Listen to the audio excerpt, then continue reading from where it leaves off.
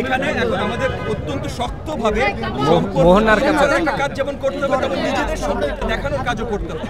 আজকে মাননীয় প্রধান উপদেষ্টা জাতি হিসাবে রাজনৈতিক দলকে ডাক দিয়েছে যে আমরা 5ই আগস্ট যে ঐক্যের মাধ্যমে বাস্তবায়ন করতে সক্ষম হয়েছিলাম সেই ঐক্যটা যেন আমরা ধরে রাখতে পারি এবং ভারতের যে কোনো ধরনের যে কোনো বিদেশি শক্তি বা আমাদের অভ্যন্তরীণ কোনো দেশ বিরোধী শক্তি যদি দেশের বিরুদ্ধে কোনো ধরনের আগ্রাসন আনতে চেষ্টা করে তাহলে সেটা যেন আমরা শক্তভাবে ধরে দিতে পারি।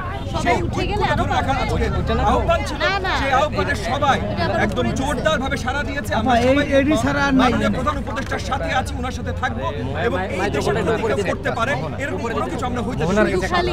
এবং এটাতে বড় দাগে আজকে যে আলোচনা করা হয়েছে, প্রথমে হলো ঐক্য ধরে রাখা, তারপর উনি আমাদের কাছে জানতে চেয়েছেন যে আমরা কি কি করতে পারি এই ভারতের এই ধরনের মিথ্যা প্রচার, এই ধরনের আগ্রাসন বিরোধিতা করতে। তো সেইখানে অনেকগুলো দল অনেক প্রস্তাবনা দিয়েছে লিখিত আকারে। এনডিএম আমার দল আমরা 9টা প্রস্তাবনা দিয়েছি। সেই 9টা প্রস্তাবনার ভিতরে একটা বড় দাগে ছিল হলো যে একটা ন্যাশনাল কাউন্সিল গঠন করা, যেটার মাধ্যমে আমরা সব জায়গায় মানে জাতীয় ঐক্য ধরে রাখার জন্য কাজ করব সরকারের সাথে। আরেকটা ছিল যে ম্যাসিভ ভাবে যে ডিসইনফরমেশনের যুদ্ধ শুরু করেছে ভারতের সরকার এবং গণমাধ্যম, সেগুলো ফ্যাক্ট ফাইন্ডিং টাস্ক ফোর্স বের করে বাংলাদেশে বিদেশি গণমাধ্যম, বাংলাদেশের হাই কমিশনের মাধ্যমে বিদেশি সব গণমাধ্যমে এবং সব আপনার কি বলে স্টেক হোল্ডারদের কাছে, সব থিঙ্ক ট্যাঙ্ক সবার কাছে সঠিকভাবে যেন আমরা পৌঁছে দিতে পারি।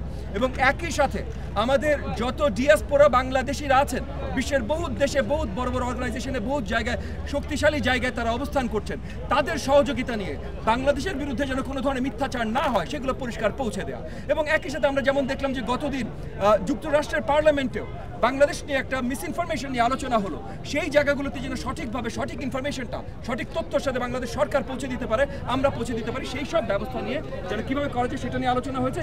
এবং একটা স্পেশাল আলোচনা হয়েছে, উত্থাপিত হয়েছিল যে একদিন আগামী কয়েকদিনের ভিতরে একদিন আমরা জাতীয় সলিডারিটি একটা করে কর্মসূচি পালন করব। এটা আমরা সবাই একমত হয়েছি এবং মাননীয় প্রধান উপদেষ্টা আমাদেরকে জানিয়েছে যে খুব শীঘ্রই এই সলিডারিটি অ্যাকশনটা কি হতে পারে সেটা উনি আমাদের সবাইকে জানাবেন, জাতির জন্য জানাবেন এবং আমরা সবাই সেটা পালন করবো ইনশাআল্লাহ।